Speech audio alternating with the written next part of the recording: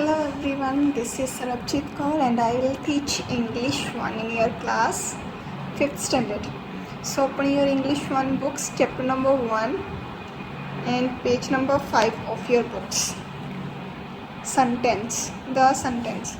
So what is sentence? Firstly we will discuss about sentence. Whenever we express our thoughts, our feelings, we always need some words, right?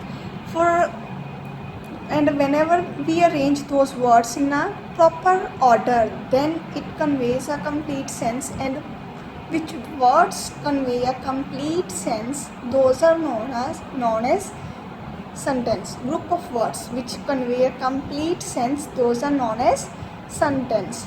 So a sentence is group of words that makes complete sense. For example, here is words which are not properly arranged: nest, tree, build and their birds. Whenever we will arrange these words in a proper order, then it will convey a complete sense. Birds build their nests in trees. So when always keep in mind these 4 things, that a sentence always starts up with capital letter. For example, my name is Nitu. In this, M is capital. Second one thing is, it contains subject and predicate. In every sentence there should be a subject and predicate. So barking dogs seldom bite, barking dogs subject, seldom bite predicate. It should be in suitable order. The third point, as we already discussed, that it should be in a proper order. Whenever we will put it in the proper order, then it will convey a complete sense. Birds build their nest in trees. Now it is in the proper order. Fourth one thing, that it always ends up with full stop, question mark and exclamation mark. Now kinds of sentences. There are total 4 kinds of sentences. On your book there are examples, that there was a diary on the desk, the girl drank a glass of juice, we all wish to live a happy life, science is the greatest boon to the modern world, good health depends on sound nutrition. So these are the example of assertive sentence. Assertive sentences always expresses statements. In these examples there is a statement and it is ending up with full stop. Assertive sentence always ends up with full stop and it expresses a statement. Second one sentence is interrogative sentence. Interrogative sentences are those which ask question. For example, what is in this drawer? Which book are you reading? Why do you want to meet with him?